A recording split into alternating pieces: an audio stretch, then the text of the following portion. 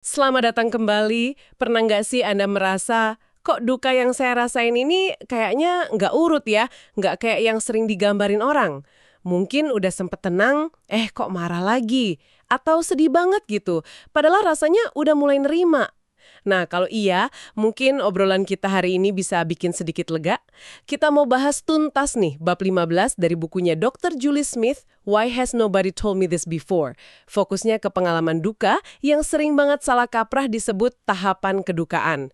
Sumber kita ya bab spesifik ini. Tujuan kita kali ini mau coba bongkar deh gagasan kaku soal tahapan duka itu. Kita pengen pahami emosi-emosi yang umum muncul setelah kehilangan, dan yang paling penting menormalkan proses yang sebenarnya sangat pribadi dan seringnya ya berliku-liku. Mungkin insight paling melegakan dari bab ini. Anda boleh kok buang buku aturan soal gimana seharusnya berduka. Duka itu kayak naik tangga lurus gitu. Dr. Smith nawarin pandangan yang jauh lebih manusiawi, lebih realistis. Anda mungkin pernah dengar kan soal 5 tahapan dari Elizabeth Kubler-Ross itu dari tahun 1969. Nah, mari kita lihat gimana sih pemahaman psikologi modern kayak yang dijelasin di bab 15 ini ngasih perspektif baru. Iya, ini penting banget nih buat mulai.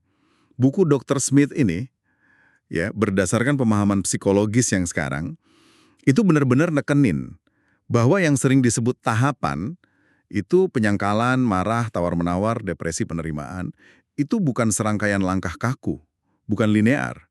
Dan nggak wajib juga dialami semua orang apalagi dalam urutan tertentu. Nggak ada jadwalnya, nggak ada urutan baku. Itu salah satu miskonsepsi paling umum soal duka sih. Yang justru menarik dan sangat membantu dari istilah-istilah Kubler-Ross ini, menurut bab 15 ya, itu kalau kita lihatnya sebagai deskripsi aja. Deskripsi pengalaman emosional umum yang mungkin muncul, atau mungkin juga enggak, selama proses duka yang normal dan sehat.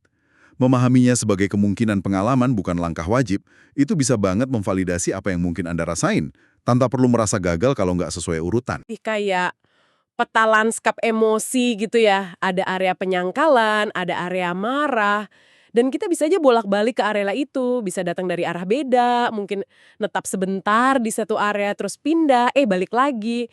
Bukan kayak naik gunung yang pos-posnya udah pasti gitu ya. Menarik nih perspektifnya. Coba deh kita telusuri beberapa area atau pengalaman umum ini. Mulai dari penyangkalan atau denial. Kalau kita ngomong penyangkalan, mungkin banyak yang bayangin orang yang nolak mentah-mentah fakta kematian misalnya. Apa Bab 15 lihatnya sesimpel itu? Atau ada nuansa lain soal peran penyangkalan di awal duka? Nah, buku ini ngasih nuansa penting di situ. Penyangkalan di awal duka itu seringnya fungsi sebagai mekanisme perlindungan yang vital banget. Bayangin aja kayak si kring listrik yang otomatis putus kalau bebannya terlalu berat. Kehilangan itu kan bisa rasanya menghancurkan banget ya, sakit luar biasa. Jadi penyangkalan itu kayak penyangga sementara. Bukan berarti nolak fakta total selamanya ya, tapi lebih ke mekanisme bawah sadar buat ngatur kecepatan. Ngatur kecepatan kita menghadapi realitas baru yang menyakitkan itu. Dr. Smith di bab ini ngembarinnya kayak cara pikiran kita melindungi diri dari luapan emosi yang bisa bikin lumpuh. Penyangkalan ini ngasih kita ruang napas, biar kita bisa berfungsi minimal lah di hari-hari awal. Yang penting, ini biasanya nggak statis. Bab 15 jelasin kalau penyangkalan ini cenderung memudar pelan-pelan seiring waktu. Seiring kita mulai bisa dikit-dikit proses dan hadapi emosi lain yang muncul. Jadi ini bukan tanda lemah, tapi respons adaptif awal. Oke. Saya bisa lihat gimana itu fungsinya kayak pelindung awal ya. Tapi kepikiran nih, mungkin ada yang nanya juga, gimana bedain penyangkalan awal yang sehat ini sama penghindaran jangka panjang yang malah mungkin menghambat ya? Apa buku ini ngasih petunjuk soal itu? Bab ini nggak secara eksplisit ngasih garis pemisah yang tegas sih, ya, karena prosesnya kan sangat individual. Tapi penekanannya itu di sifat sementara dari penyangkalan sebagai mekanisme awal. Kalau penyangkalannya jadi pola kaku dan lama banget, sampai menghalangi orang buat akhirnya akui realitas kehilangan dan merasakan emosi-emosi lainnya sama sekali, nah mungkin itu udah bergerak ke arah penghindaran yang kurang bantu. Fokus utama buku ini sih menormalkan munculnya penyangkalan di awal sebagai bagian respons alami, bukan sesuatu yang harus buru-buru diperbaiki. Kesadaran diri, atau mungkin dukungan orang lain ya, bisa bantu ngenalin kalau polanya jadi terlalu kaku seiring waktu. Oke, itu memperjelas perannya sebagai pelindung awal. Sip.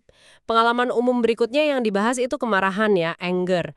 Sumber kita bilang ini sering muncul terhadap hal-hal yang nggak bisa kita kontrol. Kebayang sih ini emosi yang nggak nyaman banget ya, apalagi pas berduka. Gimana ya bab 15 bahas pengalaman marah ini? Betul, marah itu tamu yang umum banget dalam duka, dan seringnya bikin bingung banget. Buku ini jelasin kalau kemarahan ini bisa diarahkan ke macem-macem target. Ke situasi kehilangannya sendiri, ke penyakitnya, ke takdir atau Tuhan, ke orang lain, dokter, teman, keluarga. Bisa juga ke diri sendiri atau bahkan, nah ini yang sering paling susah diterima, ke orang yang udah meninggal. Akar marahnya ini seringkali perasaan nggak berdaya sama frustasi yang dalam banget terhadap sesuatu yang nggak bisa kita ubah atau kontrol, yaitu kehilangan itu sendiri. Secara fisiologis nih, rasa frustasi dan nggak berdaya ini bisa memicu respons stres tubuh, termasuk keluar adrenalin. Kita jadi gelisah, tegang, rasanya penuh energi yang pengen meledak gitu. Dan buku ini nyaranin gerakan fisik ya, buat bantu nyalurin energi itu. Kenapa spesifik gerakan fisik? Iya, Dr. Smith nyaranin gerakan fisik karena ada dasar fisiologis tadi, energi dari adrenalin, ketegangan otot yang nyertain marah itu butuh penyaluran fisik. Melakukan aktivitas fisik bisa olahraga intens, jalan cepat, nari, atau bahkan sekedar beres-beres rumah dengan semangat, itu bantu ngebakar energi kimiawi dari respons stres itu. Ini bukan cuma pengalih perhatian loh, tapi secara harfiah bantu badan ngelepasin ketegangan yang kependem. Kayak yang dicatat di bab 15, habis aktivitas fisik itu seringnya muncul rasa lega atau tenang secara fisik. Nah, itu bisa buka ruang buat kejernihan emosi yang lebih baik, meskipun ya marahnya mungkin balik lagi nanti. Penjelasan fisiologisnya masuk akal banget. Setelah marah, buku ini bahas pengalaman tawar-menawar ya, bargaining. Ini sering dikaitin sama pikiran, seandainya saja, atau kalau saja aku. Gimana bab ini mengupas proses mikir ini dan potensi jebakannya? Tawar-menawar ini digambarin sebagai upaya pikiran buat coba dapetin lagi kendali atau coba memahami sesuatu yang rasanya nggak masuk akal dan di luar kendali. Pikiran kita tuh mungkin secara obsesif muter ulang kejadian sebelum kehilangan, nyari titik di mana segalanya bisa beda. Seandainya aja aku nemenin dia hari itu, kalau aja kita ke dokter lebih cepat, andai aku nggak ngomong X, gitu-gitu kan? Ini pergulatan mental yang didorong keinginan kuat buat batalin kehilangan atau paling nggak memahaminya dengan cara yang ngasih ilusi kendali. Tapi, nah ini, seperti yang diperingatin di bab 15, jalur pemikiran ini gampang banget kepleset jadi nyalahin diri sendiri. Self-blame. Kita jadi mulai percaya kalau kita seharusnya bisa mencegahnya. Padahal hampir selalu nggak benar. Dan cuma nambahin beban penderitaan aja. Jebak di dalamnya. Jebakan nyalahin diri sendiri tuh kedengarannya sakit banget ya. Rasanya penting buat sadar kapan perenungan seandainya saja ini berubah dari usaha memahami jadi serangan ke diri sendiri. Pengalaman berikutnya yang dibahas itu depresi. Bab 15 secara eksplisit nyebut ini reaksi normal setelah kehilangan. Mengingat stigma soal depresi, penekanan di kata normal ini rasanya penting banget. Bisa dijelasin lagi? Ini salah satu poin paling krusial di bab ini menurut saya ya. Dr. Smith sangat nekenin bedanya antara kesedihan mendalam sama perasaan hampa yang merupakan bagian normal dari duka dengan gangguan depresi klinis yang butuh diagnosis dan perawatan spesifik itu beda lagi. Merasakan sedih yang luar biasa, hilang minat sama hal yang dulu disukai, capek terus, susah tidur atau makan, merasa putus asa, semua ini bisa jadi bagian respons alami terhadap kehilangan yang signifikan. Bab 15 ngambarin ini sebagai depresi reaktif atau kesedihan yang intens, bukan sebagai patologi otomatis. Tentu aja ini nggak ngecilin rasa sakitnya ya. Dan kalau gejalanya parah banget, lama banget nggak ada perubahan, atau bikin seseorang benar-benar nggak bisa fungsi atau malah ada pikiran nyakitin diri, bantuan profesional tetap penting banget. Tapi pemahaman kunci yang mau disampaikan buku ini, merasakan emosi yang berat banget dan mirip depresi setelah kehilangan, itu bukan berarti Anda rusak atau gagal. Ini respons manusiawi terhadap rasa sakit kehilangan. Gitu. Membingkai ulang kesedihan mendalam sebagai respons normal, bukan kegagalan, itu rasanya bisa melegakan banget ya buat banyak orang. Yang mungkin merasa ada tekanan buat cepet pulih atau tetap kuat. Terakhir nih, ada penerimaan ya, acceptance. Ini juga istilah yang sering salah paham. Bab 15 bilang ini bukan berarti kita jadi setuju atau suka sama kehilangan itu. Terus apa dong makna penerimaan dalam konteks duka ini? Nah, buku ini hati-hati banget mendefinisikan penerimaan, karena salah pahamnya bisa nyakitin banget. Penerimaan itu bukan berarti Anda merasa oke dengan apa yang terjadi. Bukan berarti rasa sakitnya hilang. Bukan berarti Anda lupa sama orang yang hilang. Sama sekali bukan. Sebaliknya, Dr. Smith jelasinnya sebagai pengakuan secara sadar akan realitas permanen dari kehilangan itu. Ini momen atau lebih tepatnya proses ya, di mana kita berhenti melawan kenyataan bahwa kehilangan ini udah terjadi dan nggak bisa diubah. Penerimaan itu lebih tentang adaptasi. Belajar gimana ngejalanin hidup dalam realitas baru yang dibentuk oleh kehilangan itu. Proses adaptasi ini nyakup banyak hal. Mulai dengerin apa yang kita butuhin sekarang, istirahat, koneksi, sendirian, pelan-pelan buka diri ke pengalaman baru atau hubungan baru, tanpa rasa bersalah. Terus juga nemuin cara buat bawa kenangan tentang yang hilang ke masa depan. Dan secara bertahap, bangun lagi rasa makna atau tujuan hidup yang udah berubah. Ini proses yang aktif, bukan pasif. Pemahaman penerimaan sebagai adaptasi aktif ya, bukan cuma pasrah atau move on, itu membantu banget sih. Tapi ini juga bukan kayak garis finish gitu kan. Tadi Anda nyebut landscape emosional, bab ini juga nekenin kalau bolak-balik antara berbagai pengalaman ini, misalnya dari merasa udah adaptasi, balik lagi ngerasain gelombang sedih atau marah, itu normal. Iya banget. Ini poin vital lainnya yang ditekenin berulang kali di bab 15. Penerimaan itu seringnya nggak permanen atau stabil, apalagi di awal. Anda mungkin ngalamin periode, bisa beberapa jam, hari, atau minggu bahkan, di mana Anda merasa lebih damai, lebih bisa fungsi, lebih nerima realitas baru. Terus, tiba-tiba ada pemicu tertentu, lagu, tempat, tanggal, bisa bawa balik gelombang sedih yang intens, marah, atau bahkan penyangkalan lagi. Buku ini negasin dengan kuat bahwa ini sama sekali bukan tanda kemunduran atau kegagalan dalam proses berduka. Duka itu sifatnya dinamis banget, nggak linear. Sering digambarin kayak ombak di laut. Kadang tenang, kadang bergelombang, kadang ada badai. Ngalamin pasang surut emosi ini ya bagian integral dari proses penyembuhan yang memang berliku dan nggak bisa diprediksi pasti. Nggak ada lulus atau gagal dalam berduka. Jadi kalau kita rangkum nih ya, pesan utama dari bab 15 ini kayaknya gini. Lupain deh gagasan soal 5 langkah rapi yang harus dilewatin.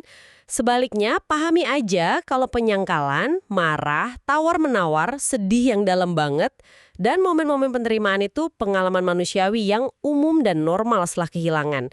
Bisa datang urutan apa aja, bisa balik lagi, bisa juga nggak dialami sama sekali, dan nggak ada jangka waktu yang benar.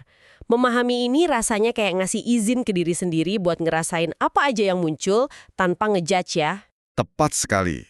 Kekuatan utama dari perspektif yang ditawarin Dr. Smith di bab ini, ya validasi sama normalisasi itu. Tahu kalau perasaan-perasaan intens dan mungkin bikin bingung, ini adalah bagian dari spektrum respon manusiawi yang normal dan dialami banyak orang lain, itu bisa banget ngurangin perasaan terisolasi, cuma aku yang gini, atau ngejudge diri sendiri. Ada yang salah sama aku kok masih sedih marah terus? Fokusnya jadi geser dari cara berduka aku bener gak sih?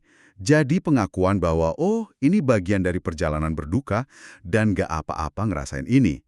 Ini ngebebasin kita dari tekanan ekspektasi, baik dari diri sendiri atau orang lain, soal gimana seharusnya berduka. Oke, jadi kita baru aja menjelajahi lanskap pengalaman emosional yang sering dikaitkan sama duka ya, berdasarkan bab 15 dari buku Dr. Julie Smith, Why Has Nobody Told Me This Before?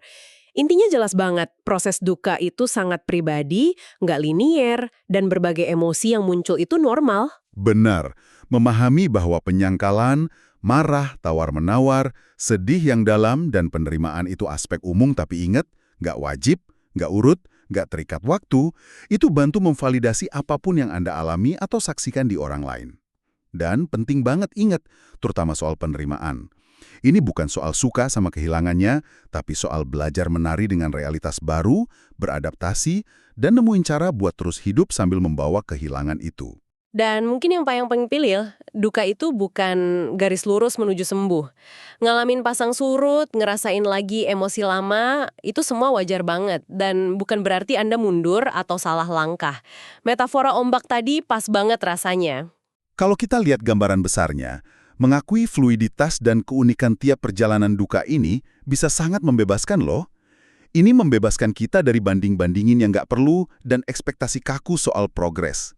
Nggak ada jadwal universal buat berduka. Jadi sebagai penutup nih, kami mau ninggalin satu pemikiran buat Anda renungkan. yang muncul dari obrolan kita soal bab 15 ini. Kalau kita terima bahwa duka itu bukan jalur lurus dengan pos-pos wajib, tapi sebuah landscape emosional yang unik buat tiap orang. Dengan fitur-fitur kayak sedih, marah, adaptasi, yang bisa kita kunjungi ulang dalam pola beda-beda, gimana kalau Anda coba untuk ngenalin dan mungkin menjelajahi peta unik kedukaan Anda sendiri, tanpa ngejudge atau bandingin sama tahapan standar. Gimana pergeseran perspektif ini bisa ngubah cara Anda deketin proses penyembuhan diri sendiri, atau cara Anda nawarin dukungan ke orang lain yang lagi navigasi landscape duka mereka? Coba direnungkan.